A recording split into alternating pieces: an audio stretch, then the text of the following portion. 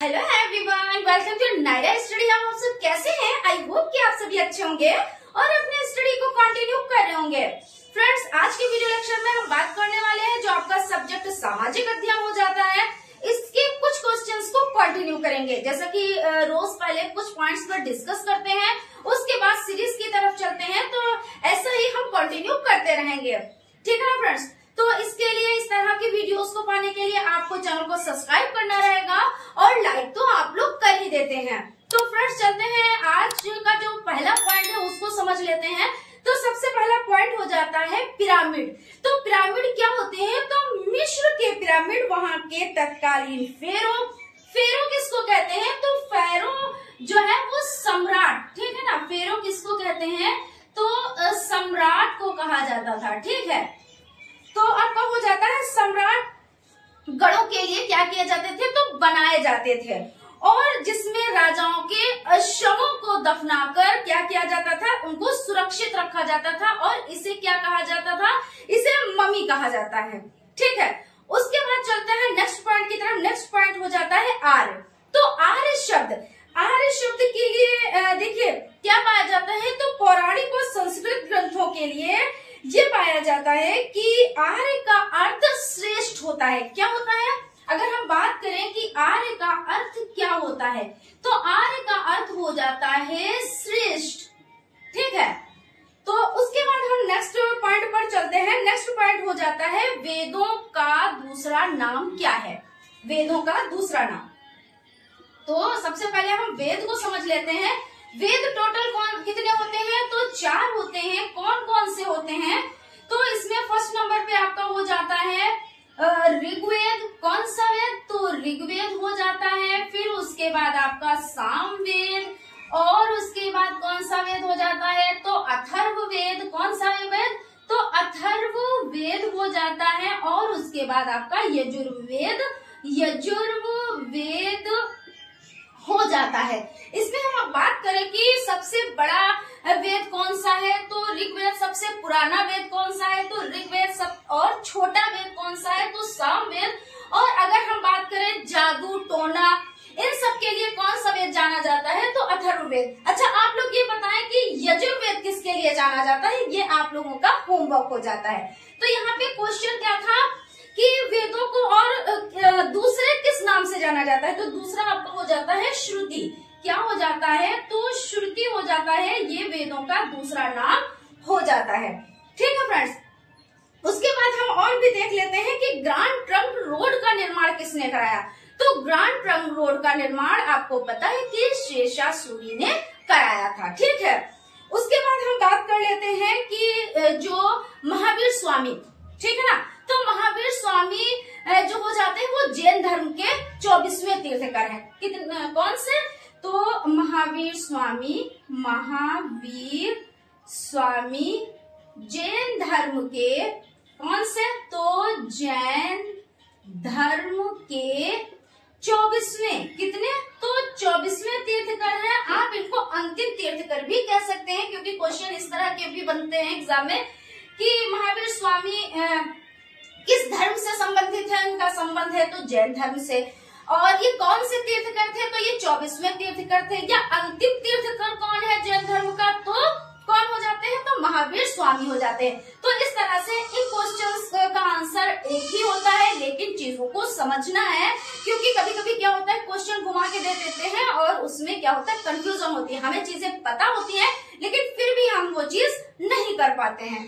ठीक है, तो यहाँ तक आपका हो गया कि महावीर स्वामी जैन धर्म के संस्थापक है, और इसमें ये 24वें तीर्थंकर है। ठीक है, या अंतिम तीर्थंकर भी आप कह सकते हैं।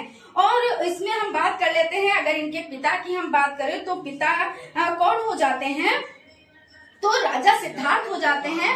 और देखिए माता का नाम अगर हम बात करें तो त्रिशला देवी हो जाती है। ठीक है, और अगर इनके हम बचपन का नाम की बात की ना, तो इनका बचपन का नाम वर्धमान हो जाता है। क्या हो जाता है? तो वर्धमान हो जाता है। ठीक है, ये बचपन का नाम है। और ये भी क्वेश्चन खूब पूछा जाता है कि इनके बचपन का नाम क्या है, तो आपको पता है कि वर्धमान इनके बचपन का नाम हो जाता है। उसके बाद हम बात कर लेते हैं श्वेतांबर और दिगंबर की बात कर लेते हैं। तो ये किस धर्म से संबंधित है? तो श्वेतांबर और दिगंबर जो हो जाता है, यहाँ पे हम लिख देते हैं श्वेतांबर, श्वेतांबर और दिगंबर, ठीक है ना। तो दिगंबर ये किस धर्म से रिलेटेड, इनका रिलेशन है, यानी ये किस धर्म से रिलेटेड है? तो ये हो जाती है जैन धर्म से। किस धर्म से? तो जैन धर्म से। कुछ लोगों को बड़ा इसमें कंफ्यूजन रहती है कि जैन धर्म से है या बौद्ध धर्म से है, इसमें बड़ी कंफ्यूजन रहती है। तो यहाँ पे हम क्लियर कर देते हैं, जो श्वेतांबर, देखिए नाम ही से पता चल रहा है कि श्वेतांबर का मतलब यानी श्वेत, श्वेत है अंबर जिसका, श्वेतांबर है ना। तो यानी सफेद कपड़े, जो सफेद साधारण कपड़े पहनते थे उनको क्या कहते हैं? तो श्वेतांबर। और जो नग्न रहते थे, यानी जो कपड़े नहीं यूज करते थे, उनको क्या कहते हैं? तो दिगंबर कहते हैं। ठीक, यहाँ तक आपका क्लियर हो गया होगा। उसके बाद हम बात कर लेते हैं बौद्ध संगीतियों की। तो बौद्ध संगीतियां 4 हो जाती है। इसमें हमने आपको एक ट्रिक बताई थी अका अक से। कौन सी ट्रिक? इसको हम इरेज करते हैं, उसके बाद हम नेक्स्ट चलते हैं।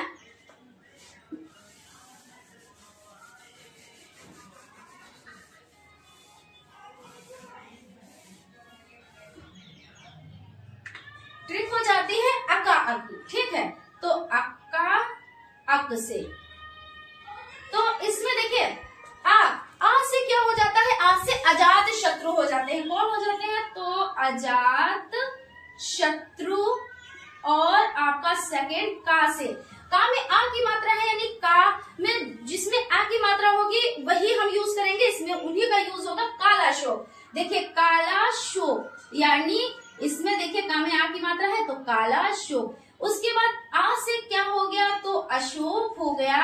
और आपका जो का बचा, तो ये क्या हो गया? जो ये आपका का बचा, ये हो गया कनिष्क।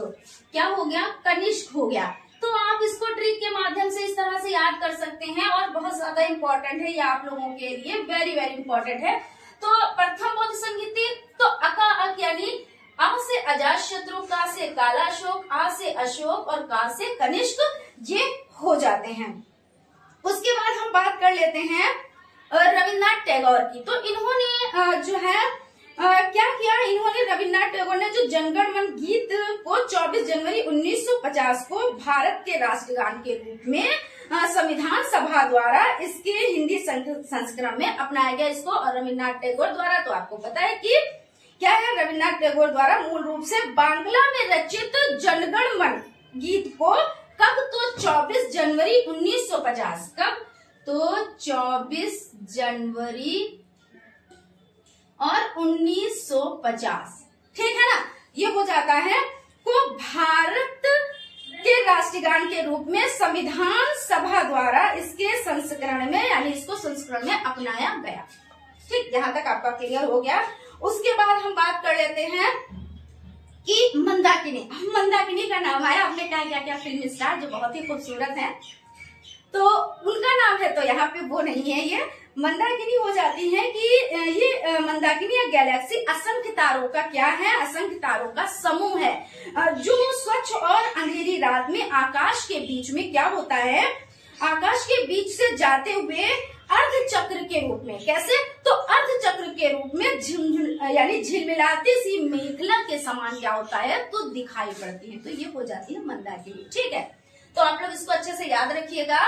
और बाकी कुछ चीजें हैं उस पे हम थोड़ा सा और डिस्कस कर लेते हैं, जैसे ट्रिक के माध्यम से आप बुध शुक्र शनि और ये सब कैसे आप याद रखेंगे, ग्रहों के नाम कैसे याद रखेंगे सीरियल वाइज, कौन छोटा है, कौन उससे बड़ा है, कौन उससे बड़ा है, फिर उससे बड़ा कौन है। तो हम आपको बताते हैं। सबसे पहले बुध हो जाता है, बता भी चुके हैं लेकिन हम फिर से बता रहे हैं। बुध हो जाता है, उसके बाद एक दिन छोड़ दीजिए बृहस्पति, फिर हो जाता है शुक्र हो जाता है, फिर आप शुक्र को छोड़, यानी शुक्र को आपने लिखा, फिर उसके बाद शनि को आपने छोड़ा। और क्योंकि पृथ्वी पर इतवार को छुट्टी होती है, रविवार को, तो रविवार को आप क्या मानेंगे? तो पृथ्वी मानेंगे।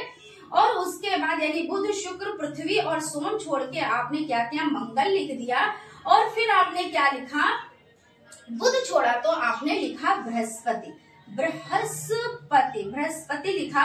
और उसके बाद आपने शुक्र छोड़ा, आपने यहाँ पे शुक्र छोड़ा और क्या लिखा? शनि लिखा। शनि के बाद आपने क्या लिखा? अरुण। वर्णमाला में, हिंदी वर्णमाला में आ पहले आता है ना, तो भाई वर्णमाला और स्वर भी है, तो अरुण हो जाता है और वरुण व्यंजन हो जाता है, तो इसलिए वरुण हो जाता है। तो फ्रेंड्स यहाँ पर इस तरह से भी इसको भी बहुत अच्छे से समझ लीजिएगा, क्योंकि ये हम कई बार इस पर डिस्कस कर चुके हैं।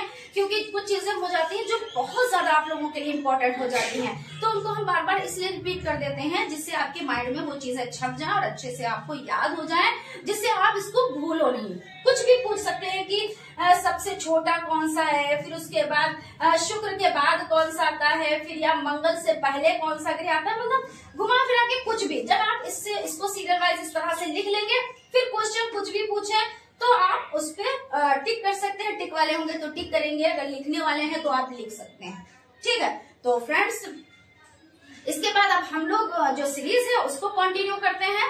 और उससे पहले फ्रेंड्स, अगर अभी तक आप लोगों ने चैनल को सब्सक्राइब नहीं किया है तो प्लीज सब्सक्राइब कर लीजिएगा और बेल आइकन को भी जरूर प्रेस कर लीजिएगा, जिससे कोई भी नोटिफिकेशन हो वो आप तक पहुंच सके। और फ्रेंड्स चलते हैं सीरीज की तरफ, सीरीज को देख लेते हैं। चलिए फ्रेंड्स, आज के सीरीज का फर्स्ट नंबर क्वेश्चन देखते हैं। क्वेश्चन आपका हो जाता है, पिरामिड किसे कहते हैं? तो मिस्र में फारो के मकबरे को पिरामिड कहते हैं।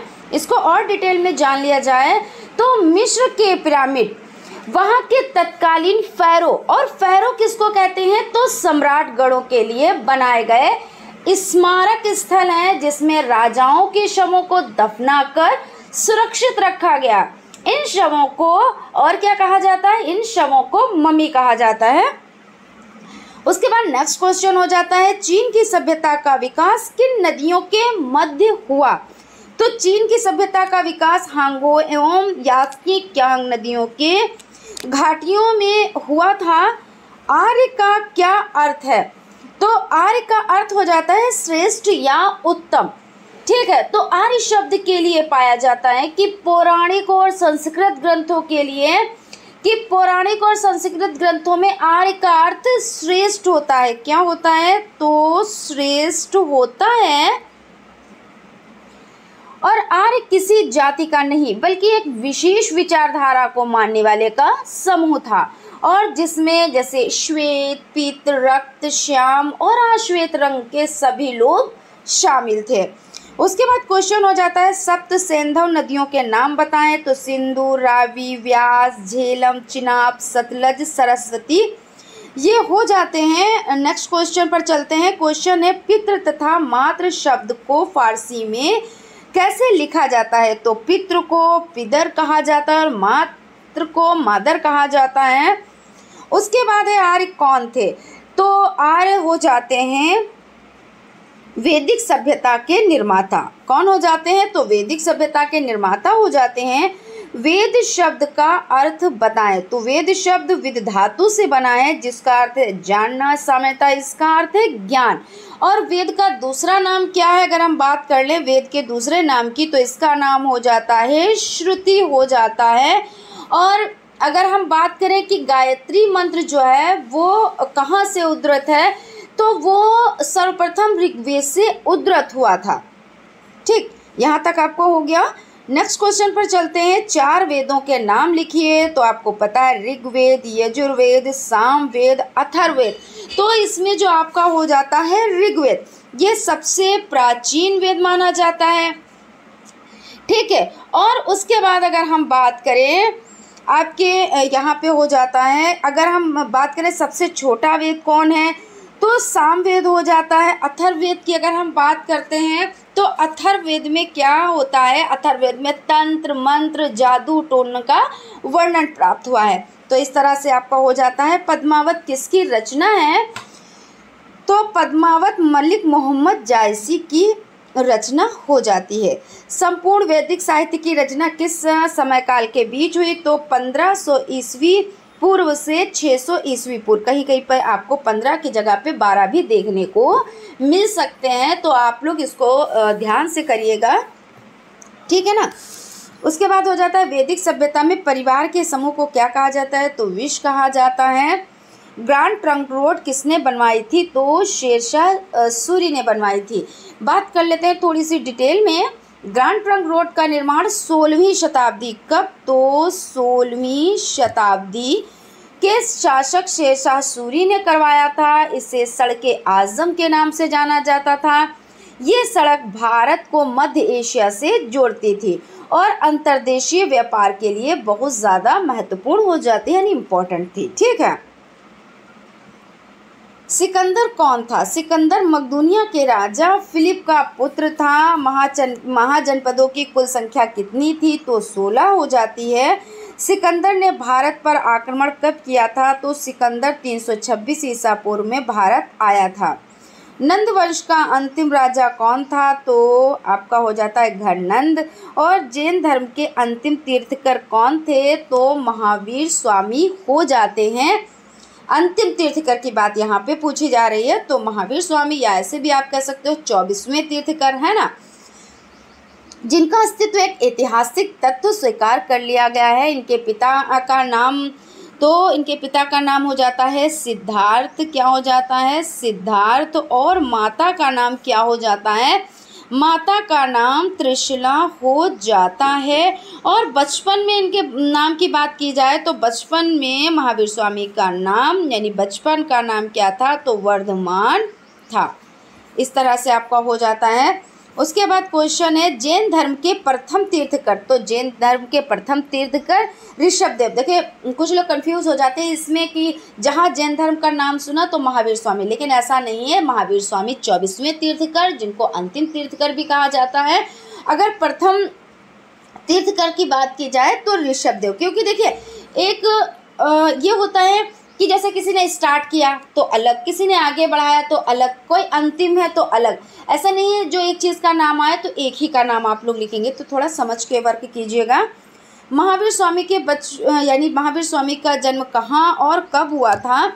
तो महावीर स्वामी का जन्म वैशाली के समीप कुंडग्राम में ईसा पूर्व 599 ईस्वी में हुआ था। महावीर स्वामी की मृत्यु कब और कहाँ हुई थी? तो महावीर स्वामी की मृत्यु 72 वर्ष की आयु में राजगृह के निकट पावापुरी में 527 ईसा पूर्व में हुई थी।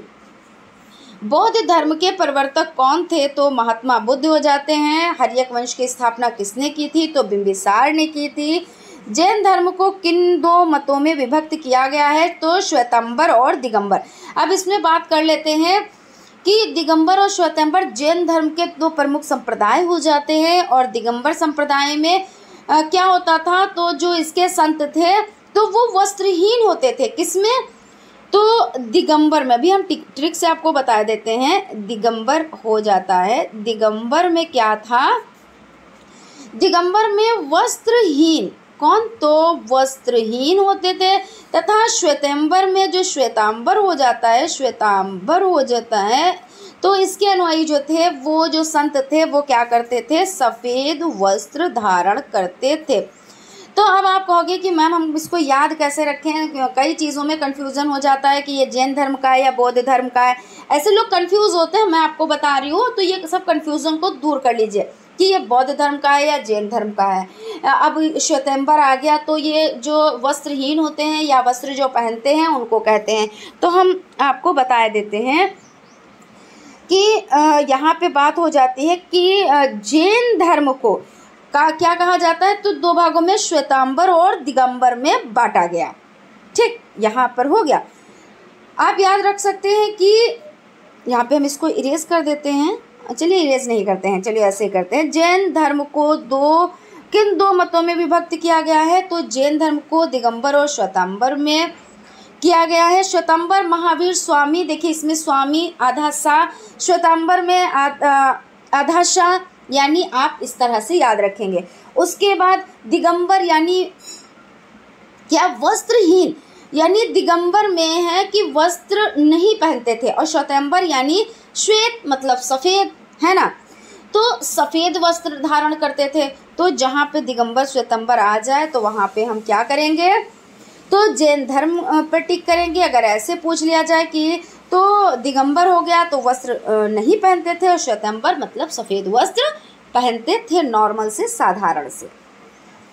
उसके बाद आपका हो जाता है प्रथम बौद्ध संगीति कब और किसके शासनकाल में हुई थी? हमने आपको एक ट्रिक बताई थी, फिर से हम डिस्कस कर लेते हैं। और जो ये चीज़ें हैं इन पर डिस्कस करते चलेंगे, डिटेल में बार बार डिस्कस करेंगे, क्योंकि जो क्वेश्चंस ज़्यादा से ज़्यादातर आते ही आते एग्ज़ाम में हैं, तो ये कुछ चुनिंदा क्वेश्चंस हो जाते हैं। तो इसमें हमने कहा था अका अक से आप याद रखें, अका अक से आप याद रखें। तो आ फोर क्या हो जाता है, अजात शत्रु। क्या हो जाता है, अजात शत्रु हो जाता है। फिर अका का से क्या हो जाता है, तो काला शोक। काला शोक ये सेकंड नंबर पे है, ठीक है। तो फर्स्ट नंबर पे अजात शत्रु और सेकंड नंबर पे काला शोक और थर्ड नंबर पर कौन हो जाते हैं, अशोक हो जाते हैं। थर्ड नंबर पर अशोक हो जाते हैं और फोर्थ नंबर पर कनिष्क हो जाते हैं। कनिष्क हो जाते हैं, ठीक है। तो आप इस तरह से इसको अका अक से याद रखिएगा। पहले वाले छोटा आ का मतलब अजात शत्रु, दूसरे वाले का में आ की मात्रा काला शोक, 22 में देखिए आ की मात्रा भी लगी है तो काला शोक हो जाता है। फिर छोटा आ अशोक और फिर अली का तो कनिष्क हो जाते हैं। इससे रिलेटेड क्वेश्चंस एग्जाम में पूछे जाते हैं। और यहाँ पे हो जाता है तृतीय बौद्ध संगीति का आयोजन अशोक के शासनकाल में 250 ईसा पूर्व में हुआ था। धम्म किसे कहते हैं, धर्म को पाली भाषा में धम्म कहा जाता है, ठीक। धम्म महापात्र किसे कहा गया, तो अशोक के जीवन के बारे में प्रजा को सही राह दिखाने के लिए अलग से एक अधिकारी रखे गए, धम्म महापात्र कहा गया। चतुर्थ बौद्ध संगीति किसके शासनकाल में हुई थी, तो कनिष्क के। अभी हमने कहा क्या कहा कि अका अक, तो अजातशत्रु, कालाशोक, अशोक, कनिष्क। तो लास्ट मतलब फोर्थ जो चौथी बौद्ध संगीति है तो कनिष्क के शासनकाल में। जैन धर्म के कुल कितने तीर्थंकरों का वर्णन है, तो 24वें कौन थे, तो महावीर स्वामी। अंतिम कौन थे, तो महावीर स्वामी। तो इस तरह से आप याद रखिए। त्रिरत्न से आप क्या समझते हैं, तो त्रिरत्न से अभिप्राय सम्यक ज्ञान, सम्यक दर्शन तथा सम्यक चरित्र से हो जाता है। त्रिरत्न बौद्ध धर्म के सबसे महत्वपूर्ण अंग हैं। इन त्रिरत्नों पर ही बौद्ध धर्म आधारित है। त्रिरत्न बुद्ध धर्म और संघ है। उसके बाद आपका हो जाता है क्वेश्चन, जैन धर्म के 5 महाव्रत कौन है। जैन धर्म के 5 महाव्रत हो जाते हैं, वेरी इंपॉर्टेंट क्वेश्चन है, ठीक है ना। लघु में, तिलघु में, कहीं पे भी पूछा जा सकता है। जैन धर्म में 5 महाव्रत कौन से हैं, तो जैन धर्म के 5 महाव्रत सत्य, अहिंसा, अस्तेय, अपरिग्रह और ब्रह्मचर्य। भाई सच बोलना चाहिए, अहिंसा यानी कि झगड़ा नहीं करना चाहिए, अस्तेय सत्य तो बोलना ही चाहिए, हमें दूसरों की मदद भी करनी चाहिए, है ना, ब्रह्मचर्य का रास्ता अपनाना चाहिए। तो ये सभी चीज़ें हो जाती। जैन धर्म में कौन से 4 आर्य सत्यों का वर्णन है, कि दुख है, दुख तो सभी के साथ है, जिसने जीवन पाया है उसको दुख मिला है। दुख समुदाय, दुख क्या है, समुदाय में होता है। कि कहते नहीं जब एक तरफ से दुख आता है तो चारों तरफ से ऐसा लगता है कि हमसे ज़्यादा दुखी कोई ही नहीं है, जो चीज़ पे हाथ रखोगे उसमें आपको दुख ही मिलेगा। ऐसा होता नहीं, कभी कभी सभी के साथ में होता है। तो दुख क्या होता है, समुदाय के साथ ही में आता है। दुख निरोध यानी दुख को दूर किया जा सकता है ना। तो यानी दुख है, दुख समुदाय, दुख निरोध तथा दुख निरोध गामिनी प्रतिपदा। यानी क्या है, जब हम चीज़ों में, जैसे बहुत लोग कहते हैं 99 के चक्कर में रहते हैं, तो जो 99 के चक्कर में रहते हैं वो कभी खुशी नहीं रह सकते हैं। लेकिन जितनी नीड हो, जितनी आवश्यकता हो, उतना ही अगर हम उसी में रहें तो हमको कभी दुख होगा ही नहीं, है ना। तो ये चीज़ हो जाती है। लेकिन बहुत ज़्यादा इकट्ठा करना तो ये तो कहीं पे भी नहीं, क्योंकि भाई हमने जो चीज़ कमाई उसको खर्च भी किया, थोड़ा अपने सेव भी किया, लेकिन इतना किया कि लालच में नहीं कि हमको इतना मिल जाए, इतना मिल जाए। उस मिलने के चक्कर में हमने पूरी ज़िंदगी अपनी बर्बाद कर दी और उसके बाद में मिला क्या, कुछ भी नहीं। एक दिन ऐसा आया कि परलोक सिधार गए, यही तो होता है ना। और सभी को ये जो कड़वा सच है, ये तो सभी को भाई जाना है, ऐसा तो है नहीं कि किसी को नहीं जाना है। तो इतना भी ना करें कि लास्ट में क्या हो, खाया पिया कुछ नहीं, गिलास थोड़ा बाराना, वो वाली बात हो जाती है, ठीक है। तो यहाँ पे खैर हम लोग जैन धर्म के बारे में पढ़ रहे थे, बात वहीं पे है। उसके बाद चलते हैं नेक्स्ट क्वेश्चन की तरफ। जैन धर्म में वर्णित अष्टांगिक मार्गों का उल्लेख कीजिए। तो अष्टांगिक मार्ग हैं सम्यक दृष्टि, सम्यक संकल्प, सम्यक वचन, सम्यक कर्म, सम्यक आजीव, सम्यक व्यायाम, सम्यक स्मृति, सम्यक समाधि, है ना। तो इस तरह से हो जाता है आपका। और महापरिनिर्वाण से आपका क्या अभिप्राय है, तो परिनिर्वाण से अभिप्राय महात्मा बुद्ध के देवसान से हो जाता है। क्वेश्चन हो जाता है, महात्मा बुद्ध ने अपना पहला उपदेश कहाँ दिया था? तो सारनाथ में दिया था। महात्मा बुद्ध के बारे में तो आप लोग जानते ही होंगे कि इनके बचपन का क्या नाम हो जाता है? तो सिद्धार्थ हो जाता है। और उन्होंने अपना जो राजमहल था उसको क्यों त्यागा? इतनी अच्छी ज़िंदगी को इन्होंने क्यों त्याग दिया? और ये तपस्वी बन गए। तो इन्होंने क्या किया? इन्होंने 4 चीज़ें देखी। तो सबसे पहले एक बुढ़ापे से झुका हुआ आदमी देखा, यानी कि इन्होंने ये देखा कि ये कौन है जो एक बूढ़ा व्यक्ति है और झुककर चल रहा है। फिर बीमारी से पीड़ित एक व्यक्ति चारपाई पर लेटा था, वो खांस रहा था, उसकी तबीयत ख़राब थी। तो इन्होंने देखा कि आखिर ये है कौन? और ये महल में रहते थे, इनको इन सब चीज़ों से दूर रखा जाता था। लेकिन जब ये एक बार महल से बाहर निकले तो इन्होंने ये सब चीज़ों को देखा। फिर एक शव और एक भटकता हुआ तपस्वी देखा, यानी इन्होंने एक शव को भी जाते हुए देखा कि ये कौन जा रहा है।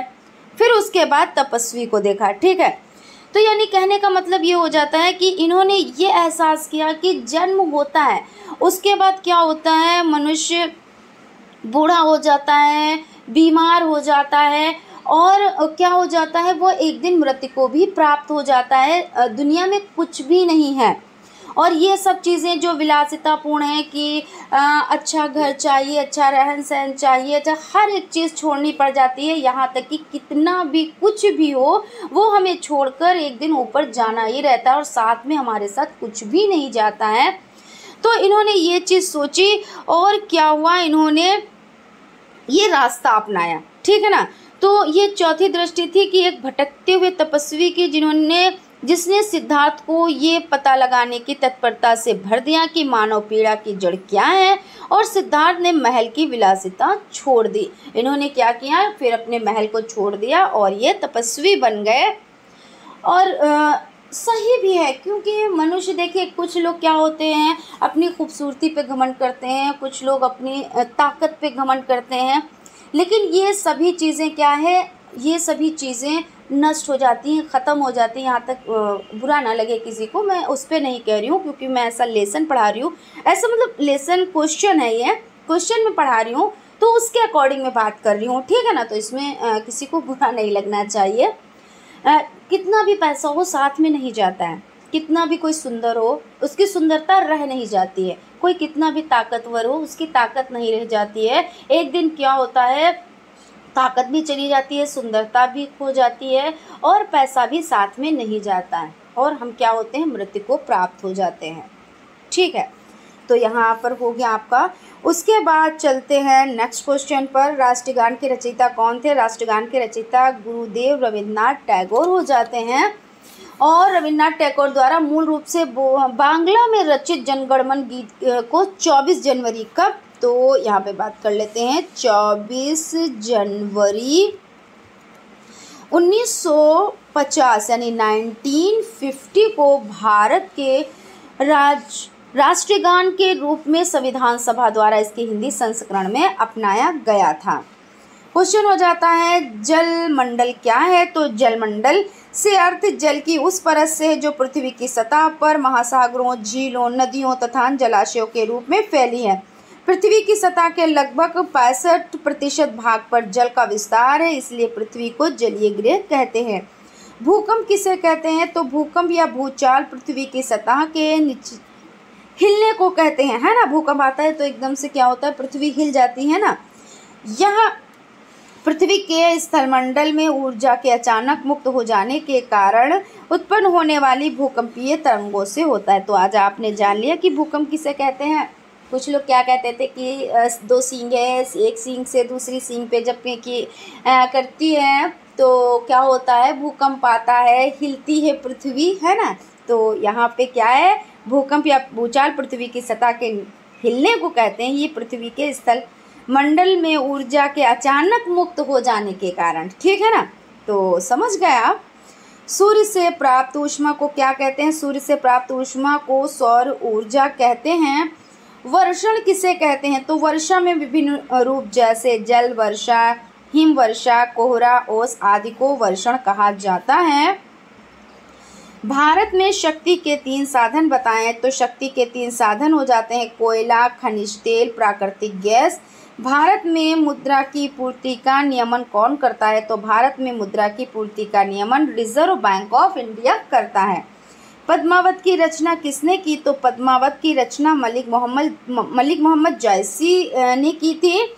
और खगोल शास्त्री से आपका क्या अभिप्राय है? तो खगोल पिंडों तथा उनकी गति संबंधी अध्ययन करने वाले विद्वानों को खगोल शास्त्री कहा जाता है।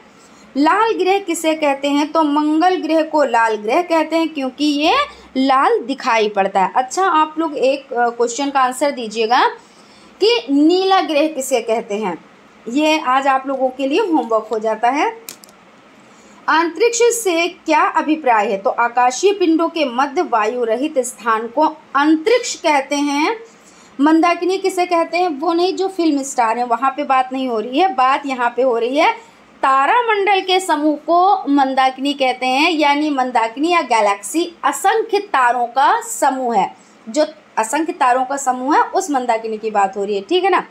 जो स्वच्छ और अंधेरी रात में आकाश के बीच में जाते हुए अर्धचक्र के रूप में और झिलमिलाती सी मेखला के समान दिखाई पड़ती है। किसके समान दिखाई पड़ती है? तो मेखला के समान। ठीक, नेक्स्ट क्वेश्चन हो जाता है परिभ्रमण से आपका क्या अभिप्राय है? तो आकाशीय पिंड जब अपने अक्ष स्थान पर घूमता है तो हम इस घूमने की क्रिया को परिभ्रमण कहते हैं। और ब्रह्मांड किसे कहते हैं? असीम विशाल अंतरिक्ष जिसमें लाखों मंदाकिनियां हैं ब्रह्मांड कहलाता है। बुध ग्रह को अन्य किस नाम से जाना जाता है? तो बुध ग्रह को प्रातः एवं शाम का तारा नाम से भी जाना जाता है। और बुध ग्रह सबसे छोटा ग्रह हो जाता है जो सूर्य के सबसे नज़दीक है। और इसको डिटेल में सीरियल वाइज समझ लेते हैं थोड़ा सा। हालांकि इसको हम समझ चुके हैं कई बार, लेकिन फिर भी जब क्वेश्चन आया है तो इसको समझ लेते हैं। तो सबसे पहले क्या हो जाता है? बुध हो जाता है। और बुध के बाद आपका हो जाता है शुक्र। और शुक्र के बाद कौन हो जाता है? तो पृथ्वी हो जाती है। और पृथ्वी के बाद तो मंगल। और मंगल के बाद आपका बृहस्पति हो जाता है। और उसके बाद आपका शनि। और शनि के बाद अरुण हो जाता है। और अरुण के बाद कौन हो जाता है? तो वरुण हो जाता है। ट्रिक से इसको कैसे याद रखेंगे? देखिए, दिनों में बुध जैसे आया वहाँ से आप स्टार्ट कर लें बुध से। तो बुध के बाद बृहस्पति आया, बीच में उसका गैप दे दिया, शुक्र हो गया। जो दिनों के नाम है उनमें बृहस्पति को गैप कर दिया, शुक्र आ गया। शुक्र के बाद आपने शनि को गैप किया। और जो संडे होता है ना, इतवार होता है, रविवार, तो उस दिन तो पृथ्वी पर छुट्टी होती है, तो यानी पृथ्वी उसको मान लिया। फिर सोम छोड़ा मंगल। और फिर बुध छोड़ा तो बृहस्पति। उसके बाद शुक्र छोड़ा तो शनि। और अरुण यानी हिंदी वर्णमाला में स्वर और व्यंजन, स्वर पहले आते हैं, छोटा बड़ा है ना, तो इसमें छोटा आ है तो अरुण पहले आ गया। और व्यंजन है ना, तो वरुण बाद में आया। तो इस तरह से आप ट्रिक से याद कर सकते हैं। उसके बाद चित्र से भी हम आपको बता चुके हैं, ये सूर्य हैं। और उसके बाद ये सब इसके नज़दीक घूमते हैं, है ना, ऐसे ही तो घूमते हैं। तो इसमें जो बुध हो जाता है ये हो जाता है। बुध के बाद शुक्र हो जाता है, फिर पृथ्वी हो जाता है, फिर सोम छोड़ के मंगल हो जाता है, फिर मंगल के बाद बुध छोड़ा, फिर बृहस्पति हो गया। फिर बृहस्पति के बाद क्या? बृहस्पति के बाद शुक्र छोड़ा तो शनि हो गया। और फिर शनि के बाद क्या हो गया? अरुण हो गया। और क्या हो गया? वरुण हो गया। ठीक है, तो इस तरह से आप चित्र वाइज भी वर्क कीजिएगा, क्योंकि ज़्यादा सही रहता है जब क्वेश्चन आए जहाँ पे लगे आपको चित्र बनाना है, जहाँ पे आपको डिटेल में चीज़ों को समझाना है तो आप समझाएं। बस ये है, टाइम का ख्याल रखें, टाइम का खास तरीके से ख्याल रखें, क्योंकि टाइम सीमित होता है। ऐसा नहीं कि आपको 2 से 4 मिनट ज़्यादा मिल जाएंगे, उसी टाइम में आपको सब वर्क करना है। लेकिन जहाँ पे जैसा हो उस तरह से, क्योंकि सब आपको अलग दिखना है। ऐसा नहीं जब एक ही जैसा सभी लोग वर्क करते हैं तो उसमें अलग क्या हुआ। लेकिन कहते नहीं है, ज्ञान जितना ज़्यादा होगा आप उतने अलग दिखेंगे। ज्ञान तो सभी लोग लेते हैं, लेकिन अलग दिखने के लिए जब हमें ज़्यादा नॉलेज होगी तभी हम आगे यानी अलग दिख पाएंगे, ये चीज़ होता है।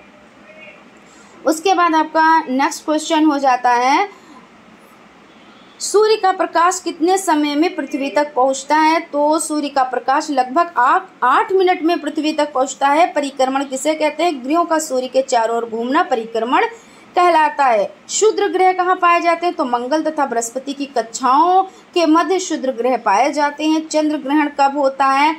तो चंद्र ग्रहण देखो, जब पृथ्वी सूर्य और चंद्रमा के बीच में आती है तब चंद्र ग्रहण होता है। और चंद्र ग्रहण कब होता है? तो पूर्णिमा को होता है। तो इसके बारे में भी थोड़ा सा जान लेते हैं। तो चंद्र ग्रहण देखिए, सूर्य जो होता है, यहाँ पे कलर चेंज कर देते हैं, जो सूर्य होता है वो कहीं नहीं जाता है, वो अपनी जगह पे रहता है। वो चाहे सूर्य ग्रहण हो या चंद्र ग्रहण हो, यहाँ पे चंद्र ग्रहण की बात आई है।